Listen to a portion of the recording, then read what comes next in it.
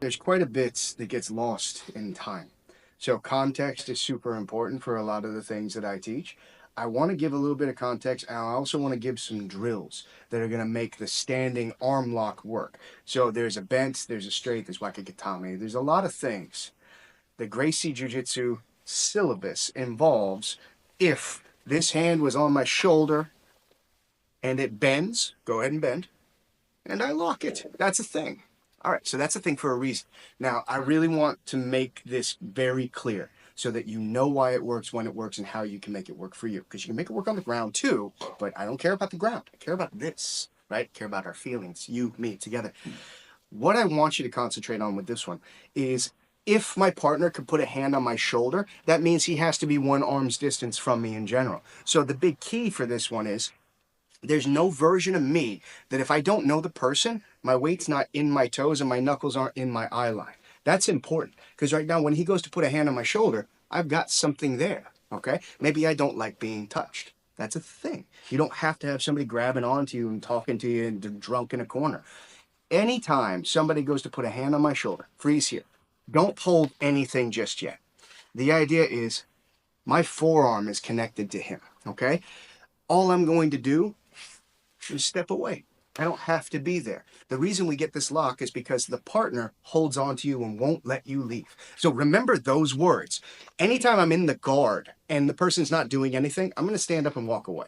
When I stand up and walk away, that person has to hold on to me to stop me from going away from them. That's what gives you sweeps and submissions. Just a heads up.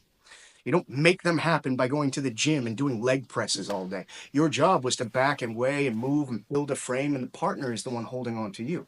So right now, I'm going to do a quick game so I can explain this. Stand a little bit closer to me and freeze here 1 arm's distance.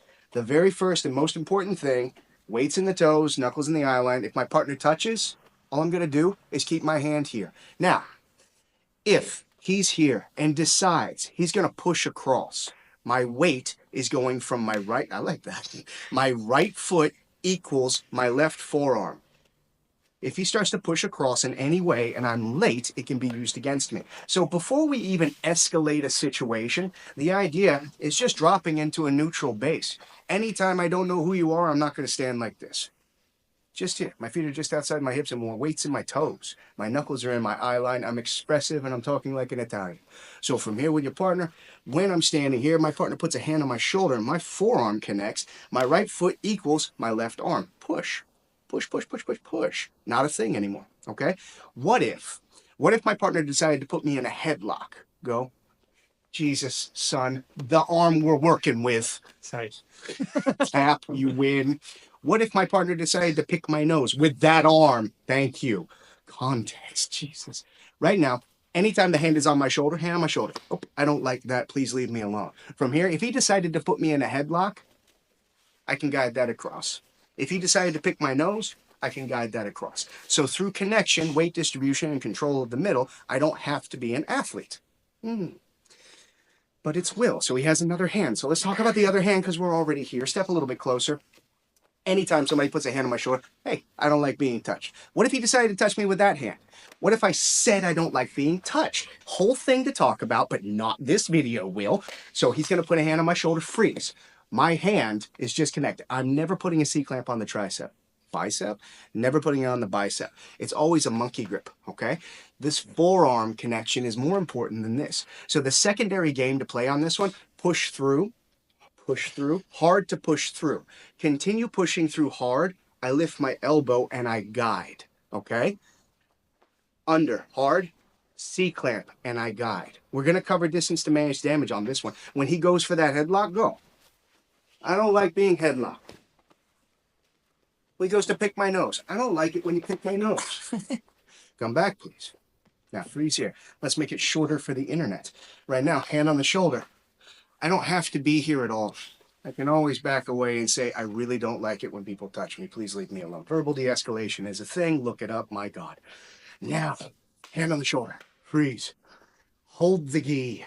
Hold the sweatshirt. Hold the hoodie. The poncho. I don't give a fuck what you're wearing. If it's strong enough to where he can hold you in place. Yes, I can't get away. That's when this lock is real, isn't it? Okay. So the reason this lock exists is because of connection. So when he grabs, the very first variation on the theme, freeze here. My job is to step back into a fighting base, and I corkscrew my hips. Now, if I start to back away and he backs up with me, I will clinch. If he holds me in one place and won't let me go, I'm going to comb my hair. My elbow comes over the top, and I will not disconnect. You feel that? Yeah, yeah. You feel that tension? Yeah. That tension is what creates that lock. You know that. Now freeze here, come here, relax. Pause. You're okay, it's okay. Freeze here. C-clamp on the wrist. Elbow is pinched, and I turn away for the pop, okay? Now, you can use it for an osotogari, you can use it for a bunch of different takedowns, but I think that's enough right there. Now, if I had done this, straighten your arm. That's easy to do. Come back. Straighten your arm. I know. So when you do, I can't. When you do this move, grab, freeze. With a partner, when they hold you in place, I want you to find a fighting base and make a connection to your partner. If I'm late, he can use it against me. Too much, he can use it against me. Here is fine. Knuckles in the eye line, comb my hair. And now I don't give up that connection to do the lock. You feel that? I'm just going to do the lock. That's what bends the arm. And I put my wrist past the elbow, C-clamp, connect it to the chest, and then turn up and away, okay? But what if? There's a million what ifs, okay? I feel like that's enough for you to play with right now, but I want to give some common mistakes. Starting with your partner, grabbing onto this, freeze here. Stepping back, the arm that's forward is always going to be the leg that's forward, so it's not this, it's here. Now, when I comb my hair, I do not reach for his arm. I bring my elbow to me. Now my elbow is coming down on top of his arm. Yeah, pull me. I'm not moving, am I? That's very important. When I wrap, it goes past the elbow, not close to him.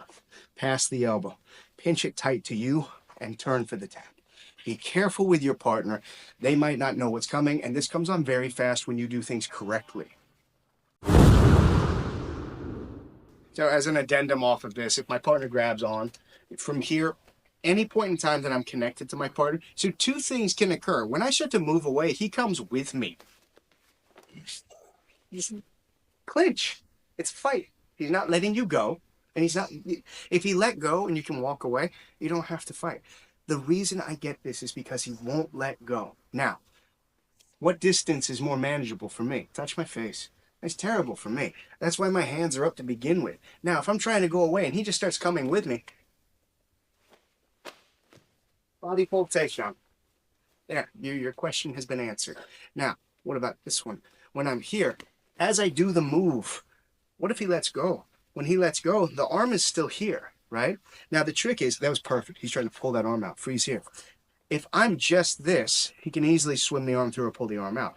My job is to take out all the slack. You feel that already, right? My hand is coming to me. My elbow's coming to me. It's like I'm doing a guillotine.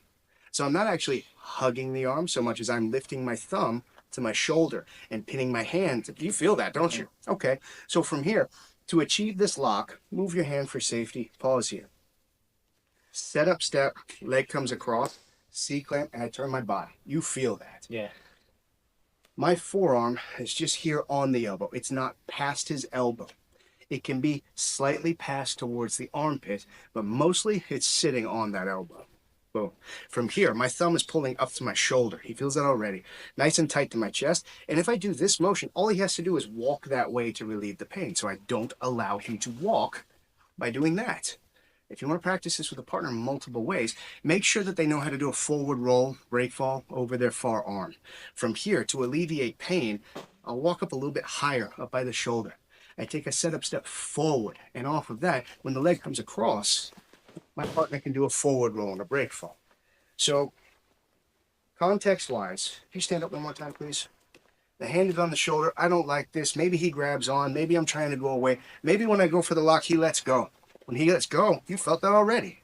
Now, from here, cross. You're safe, I promise. The idea is make it a part of you. Take out all the slack in both ways. Now, mine, turn. So extend the leg and pull the shoulder, positive and a negative. So I'm going to push and I'm going to pull for the extension on the arm.